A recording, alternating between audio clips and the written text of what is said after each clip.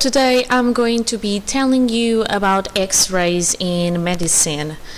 So, first of all, if you're doing X-rays or if you're taking an X-ray, you're doing a radiograph, okay? So these are the steps on how it works.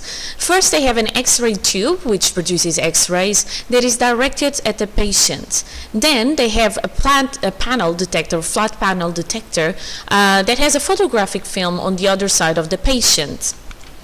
Now, this detector contains a CCD, which stands for Charged Coupled Device, which converts X-rays to light. So any X-ray that gets in there is converted to a light, visible light, so we can therefore see an image, okay?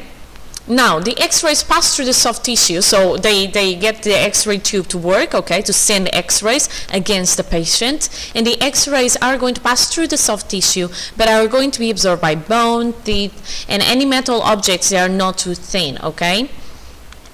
Now, this means that when you get to the film, you're going to have darker and lighter parts on the film. The darker parts on the film are parts where the X-rays reach the detector, okay? So they become dark. The light parts of the film is the parts where the X-rays were absorbed, so they did not reach the detector because they were absorbed by bone, teeth, or metal objects, okay?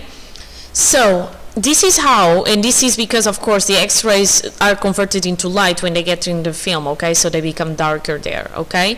Now the thing is, you also have lead plates, and these lead plates are used to absorb the X-rays, so they don't reach other parts of the patient's body because X-rays are ionizing radiation. So you may have noticed that, for example, you're taking an X-ray, let's say for example, I don't know, let's pick some part in near the tummy, okay, and they may put a lead plate closer to other soft tissue that could be affected or that would be absorbing X-rays, but they don't want them to because you don't want to study that tissue, so why would you allow that tissue to get ionizing radiation? So it is for safety. For example, I remember one time that I had to make an X-ray to my arm, and although my arm was on a specific place, just for safety, they got me lead plates around my chest, for example, okay? Now, if you want to study an organ that is made of soft tissue, you need to give the patient a substance that is called a contrast medium. So for example, you can give them a barium meal before the X-ray, as the barium is a good absorber of X-ray. So imagine that you want to do something that is not usually absorbed by the X-rays. You can get the patient to eat or drink something that is going to then show on the X-ray, okay? And then again, lead plates are used to absorb the X-rays, so they don't reach the other parts of the patient's body because X-rays are ionizing radiation. So, you know, the goal is not to use X-rays, but if you have to study something that an X-ray is going to show for medical reasons, then you use X-rays, but you keep the patient as safe as possible by minimizing their exposure to the X-ray radiation, and by using lead plates in order to absorb the X-rays and not allow them to go to other parts of the body they are not being studied, and that you don't want them to get ionizing radiation because you don't want to get any risks of cancer or cell mutation or any of these things, okay? Now, some of you may be thinking, why would someone use soft tissue or study X-rays with the soft tissue? So I'm going to get there in a second, okay? Now, as I told you, when you do these X-rays, you don't want to do them all the time. I told you even last video about the story of the babies and the X-rays, okay, when they were in the mom bellies and they were checking if the baby was growing healthy, and then, you know, they would grow up with lots of diseases because of the ionizing radiation. So you want to minimize this. So the radiation dose is going to be measured in sieverts, SV, or millisieverts, MSV. And if you have seen a video of mine about radioactivity, you know that actually normally the doses are millisieverts, okay? Now, the radiation dose that someone gets depends on the type of radiation that was used or they were exposed to, the amount of time the body was exposed to that radiation, and the energy per second absorbed by the body from the radiation. because different types of radiation are going to have different energies. The amount of time, of course, if you are exposed for longer, you're going to get more radiation on you. And the type of radiation, because of, again, this relates to number 3, the type of radiation can have more or less energy, plus, depending on the radiation, can or not be absorbed by your body. For example, alpha is the most ionizing one, but does not pass through your skin. Okay, so that is why is the type of radiation. So, what do I do to have the safety? Well, high doses of ionizing radiation, such as X-rays, ionize the atoms in the body. And you already know that because I gave you several videos about this, right? So, they can damage the DNA, mutate, or kill living cells. So, while high doses kill living cells, low doses can cause mutation and cancerous growth. So, workers that are exposed to this type of radiation must wear a film badge, and if the badge is overexposed to ionizing radiation, the wearer, that worker, is stopped from using in the equipment for a while, okay? And again, this sounds similar to last video, but because this is still applied to X-rays, okay? It's not just alpha, beta, or gamma, it's any ionizing radiation, okay? In terms of the patient, we use those lead plates as I told you, okay?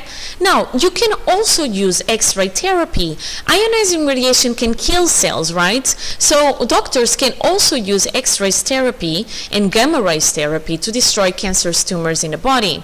Now, gamma rays are the most ionizing, so they could be the best ones, but you can also use X-rays, okay? So again, they get thick plates between the X-ray tube and the body, and this stops the X-rays from reaching the cells that are healthy. Now, this is extremely difficult, as you know, and people that are undergoing cancer treatment, you will find them very much that they seem even to get sick from this treatment rather than the cancer itself, because you see the effects of the treatment on them, okay? Now, this is because it's extremely difficult to point the X or the gamma rays only to the cancerous cells. You know, you're going to get some healthy tissue as well. This is why the proton therapy, which is being developed, would be better at, okay? And if you want, research on proton therapy, because for a while I'm not going to have a video about that, okay? So, X-rays for therapy are shorter in wavelength and therefore higher in frequency and energy than the X-rays used for imaging. It makes sense. You want to kill cells, so you want to kill cancerous tumors. You don't want to kill the healthy cells of the patient as you're taking an X-ray to check for broken bones, okay? Now, again, we have to make sure that the patient is as safe as possible, and X-ray is ionizing radiation. So another way where you can check for the patient and to see if everything is right in terms of their body and not using ionizing radiation is using a CT scanner. A CT scanner produces a digital image of any cross-section through the body and constructs a 3D image of the organ, okay? Now, the detector on the signal depends on the different type of tissue along the X-ray path and how far the X-rays pass through each type of tissue. So, this is the X-ray tube, and they go around, okay, and this is how it looks like in reality. That's where the patient is, and then you can produce a 3D image, which is going to be great if you want to know the real dimension of a certain tumor, for example, okay?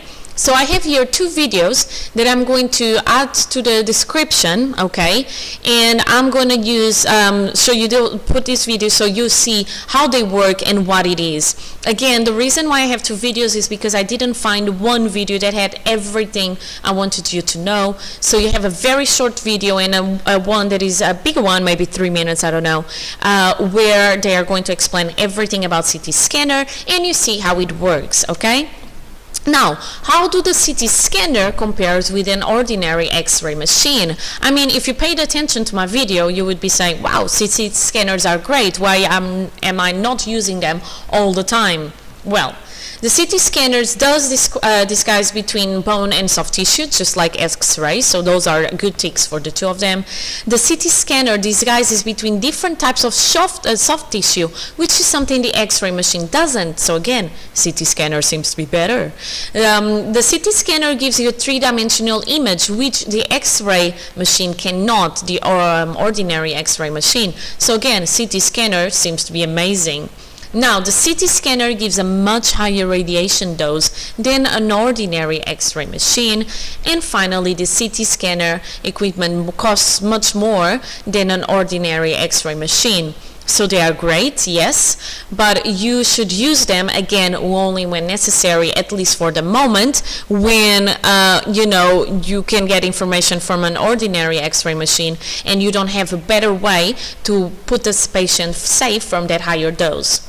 So that is it for today about X-ray machines in medicine and a little bit about CT scanner. Up to my next video, be happy and healthy. Bye!